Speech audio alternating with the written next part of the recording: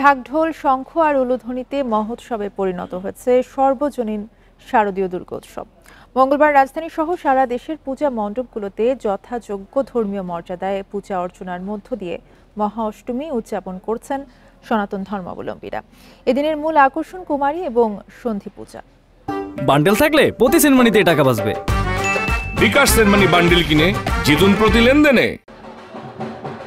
মন্ত্রোচ্চারণ, ধূপ ও আরতির মধ্য দিয়ে দেবীর বন্দনা, ক্ষণে ক্ষণে উলুর ধ্বনি আর ঢাকঢোলের তালে তালে পূজা মণ্ডপে উৎসবের আমেজ।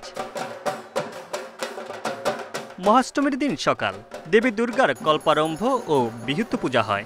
এরপর বেলা 11টায় কুমারী পূজা। যথাযোগ্য ধর্মীয় মর্যাদায় পূজা অর্চনার মাধ্যমে দিনটি উদযাপন করেন সনাতন ধর্মাবলম্বীরা। পূজা শেষে আমাদের অঞ্জলি প্রদান হবে, আর একটা থাকবে সন্ধি পূজায়। হাতির উপর চড়ে এসেছেন এবং দোলায় যাবেন, ধনধান্যে পুষ্পে এবার ভরে যাবে বাংলাদেশ। কুমারী পূজা শেষে ভক্তরা মহা অষ্টমীর পুষ্পাঞ্জলি দেন। ফুল, বেলপাতা মায়ের পায়ে অর্পণের মাধ্যমে ভক্তরা মনের ইচ্ছা মায়ের কাছে তুলে ধরেন।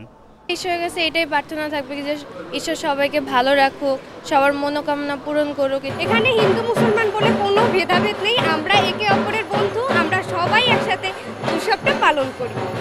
মহাষষ্ঠী পূজার মধ্য দিয়ে রবিবার শুরু হয় 5 দিনব্যাপী সার্বজনীন শারদীয় দুর্গোৎসব।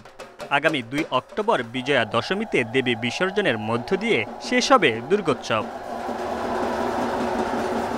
Mamunur Rahman, independent news, Dhaka.